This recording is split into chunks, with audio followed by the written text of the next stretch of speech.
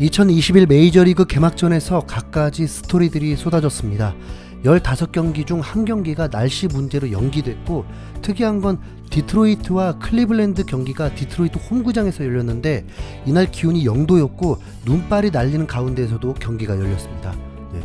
아찔하죠. 눈이 날린 상태로 경기를 한다는 게 말이죠. 네. 류현진은 다행히 비가 그친 상태에서 경기를 치렀습니다. 하지만 기온이 10도씨 정도로 쌀쌀한 날씨에 경기를 했습니다. 2021년 개막전에서는 15경기 중 아시아인 3명이 개막전 선발을 맡았습니다. 토론토의 류현진, 샌디에이고의 다르비슈, 미네소타의 마에다 켄타가 개막전 선발의 영광을 안았습니다. 경기 결과는 어땠을까요? 우선 3명 모두 승리 투수가 되지 못했습니다. 다르비슈는 애리조나와의 홈경기에서 5이닝을 채우지 못하고 홈런 2방을 맞고 8피안타 4실점으로 강판됐습니다. 조금만 버티면 승리 투수 요건은 챙길 수 있었으나 자칫 동점까지 될 수 있었다 보니 감독은 지체 없이 교체를 했습니다. 이날 투구수는 류현진과 비슷한 93개를 던졌습니다. 마에다는 시범 경기에서도 0점대 평균 자책점을 기록했고 이미 지난해 선발로서 사이 영상 2위까지 올랐다 보니 미네소타 감독은 일찌감치 마에다를 개막전 선발로 점찍었습니다. 그러나 마에다는 미러키와의 원정 경기 등판에서 4.1이닝 동안 6피안타를 맞고 2실점 1자책점을 기록했습니다. 결국 불안하니까 교체를 한 거죠. 네, 팀은 패배하기까지 했습니다. 참나. 네. 경기 전에 MBC 스포츠는 선발 투수 랭킹을 매겼었는데 다르비슈가 10위, 마에다를 12위, 류현진을 14위에 올려놓았는데 류현진은 월드시리즈 우승 후보 양키스를 상대로도 5.1이닝 동안 4피안타밖에 내주지 않았습니다. 네. 그것도 2개는 빗맞은 안타였죠. 언제까지 이렇게 류현진을 저평가할런지. 이날 경기는 당연히 에이스 투수들이 총 출동했습니다. 하지만 그 결과도 당연한 건 하나도 없습니다. 커쇼는 6회를 채우지 못하고 6실점으로 팀 패배의 원인이 되었고, 셰인 비버는 굳은 날씨이긴 했지만 6이닝 동안 3실점하며 패전 투수가 되었습니다. 월드시리즈 재패 범가너는 이번 시즌도 재기가 불가능할 듯한 9위로 어려움을 겪었습니다. 가장 빅매치라고 봤던 디그롬 대 슈어제의 대결은 코로나 확진자가 생기면서 경기가 연기되었습니다. 이렇다 보니 이번 첫 경기에서는 역시 류현진 대 코리, 가장 좋은 투수전을 펼쳤고 지민한 경기를 하게 되었습니다. MLB.com은 류현진은 다음 타자 에런 힉스에게도 비슷한 접근법을 가져갔다. 체인지업으로 힉스의 배트 속도를 늦춘 뒤 90마일대 초반 패스트볼을 마치 90마일대 후반처럼 보이게 했다. 이렇게 탁월한 완급 조절을 칭찬했습니다. 류현진 팬들이라면 이 한 가지는 꼭 알아야 합니다. 류현진이 패스트볼 구속이 92마일이 나오는 순간 무조건 최강이다라는 것. 류현진은 2019년에 메이저리그 30개 팀 중 평균 자책점 1위를 기록했었고 올스타전 선발 투수까지 했습니다. 이때가 수술 이후 가장 패스트볼 평균 구속이 가장 좋았을 때입니다. 양키스와의 개막전에서도 류현진은 패스트볼이 공이 힘이 있었고 컨트롤이 되다 보니 다른 변화구들까지 잘 사용하면서 양키스를 압도할 수 있었습니다. 산체스에게 홈런 맞은 것은 이렇게 생각하면 됩니다.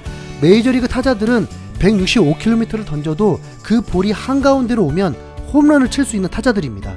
그렇기 때문에 무조건 가운데로 몰리면 안 되는데 류현진도 딱 그거 하나가 몰리면서 산체스가 실투를 놓치지 않고 홈런을 때린 것입니다. 워낙 기세가 좋았거든요. 1회에 에런 저지와 힉스를 삼진으로 처리했을 때 모두 패스트볼로 헛스윙을 했고 아웃이 되었습니다.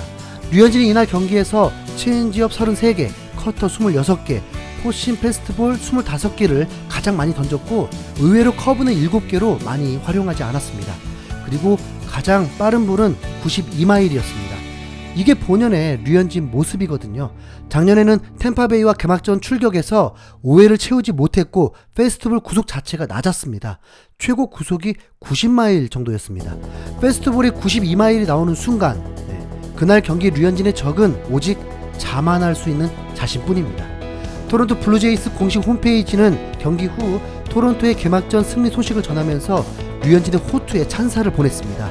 류현진은 직구와 체인지업을 적절히 활용, 양키스 타자들의 타격 밸런스를 흐트러 놓았다. 류현진은 올 시즌 토론토의 포스트 시즌 진출에 있어 중요한 키를 쥐고 있다.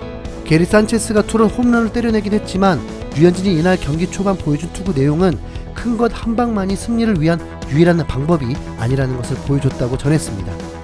뉴욕 양키스에는 역대급 신인왕이었던 에런 저지가 있습니다.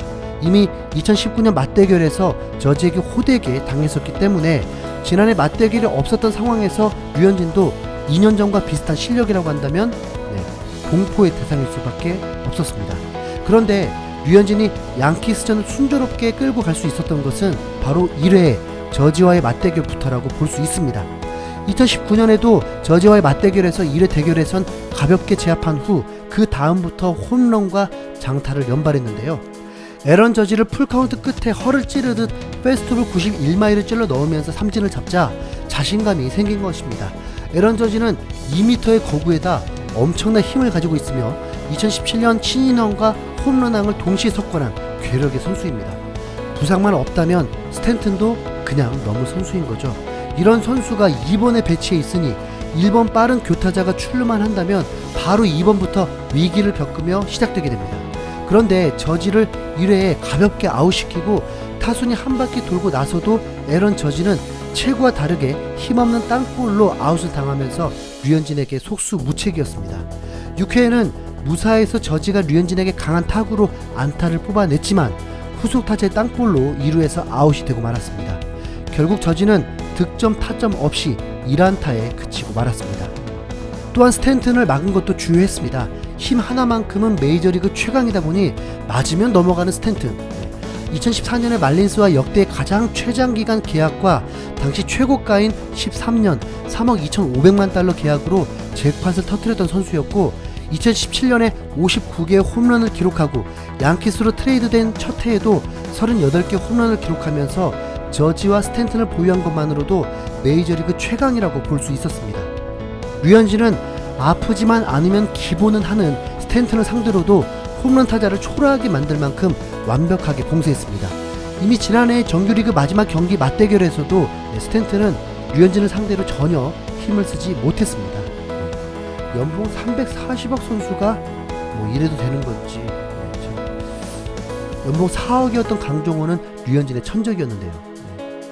지금 강정호 뭐 할까요?